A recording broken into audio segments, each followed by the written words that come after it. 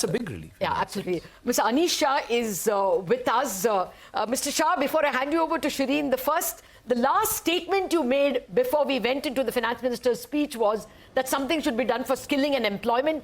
And there is a fairly good scheme for 1 crore youth employed. Corporates get some kind of a benefit for formalizing those jobs. What's your first reaction? So first reaction is very positive. We see this as a growth-oriented budget that meets various different factors that we would want from an industry perspective.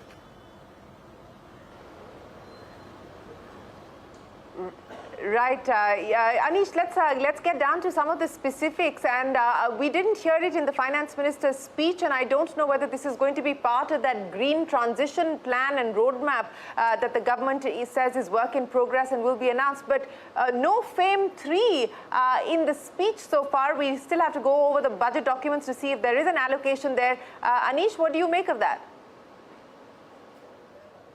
So Shireen, we were not expecting FAME 3 in the budget itself. All indications that we had received was that that would be done separately as part of the normal course from the various ministries. So this is not something that we were expecting in the budget.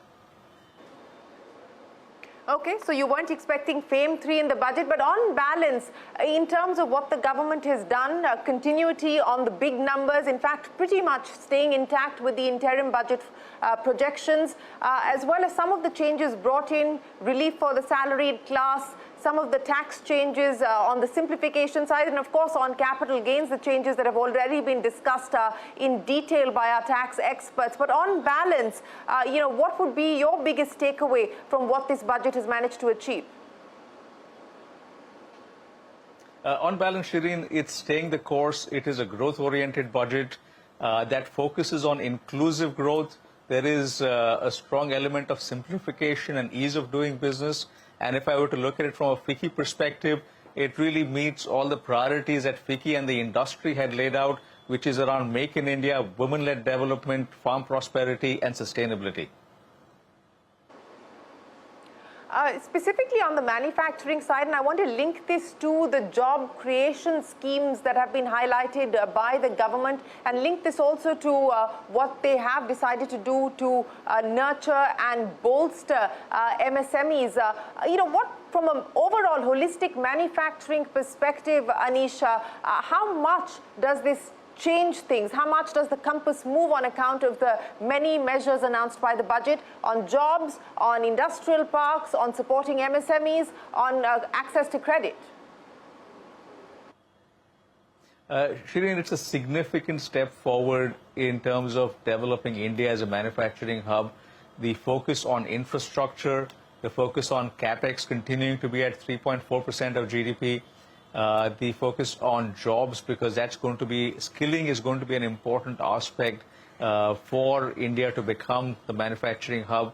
And that combined with the short-term stimulus on demand through tax break for salaried, which is to the tune of 17,500 rupees, I think all of those things are positive from a manufacturing standpoint and are the right steps to be able to really make India the manufacturing hub for the world. Nilesh, let me come back to you now. While we go over the fine print, again, in terms of some of the policy announcements, for instance, PM Awas, etc., also the allocation not being announced, saying that we will put that number down. Many other such work in progress, including the income tax simplification, that was, of course, a big positive that has been spoken of. So full credit to the government for those. And the benefits of that are only going to be reaped in the years to come. Employment, an employer cannot start employing more new people simply because 4,000 rupees is available per new employee. But nevertheless, it is one small step, and it will perhaps help mid-cap companies. Mr. Anish Shah, you've perhaps gone through the budget and thought over it in greater detail.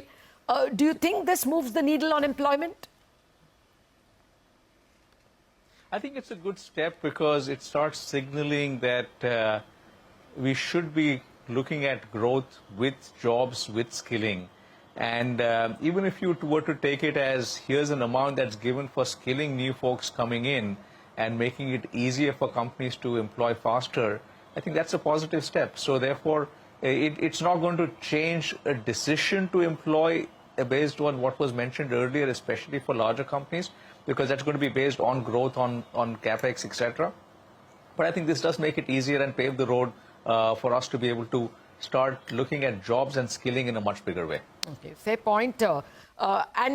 Once again, I would say that we wouldn't fault the government for not increasing the capex budget, because you have only 6 months left, and increasing money, and the capex budget was not met. Capex expenditure was not met in the April-May numbers, which we already have, for the simple reason that the government was busy. Several bills would not have been passed by the departments concerned, and therefore not increasing the budget this year is okay, but 1.5 lakh crore has been given as interest-free grant, 50-year interest-free loans to the states, and therefore that kind of capex can continue.